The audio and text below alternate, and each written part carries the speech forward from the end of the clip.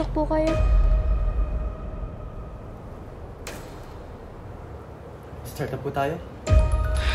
Dadalawang taon na din. Tahimik siya. Nakaupo lang at laging nag-iisa. Ano pong nangyari nung araw na yun? Nagpaalam siya sa akin. Sabi niya, lalabas muna siya para gumawa ng project.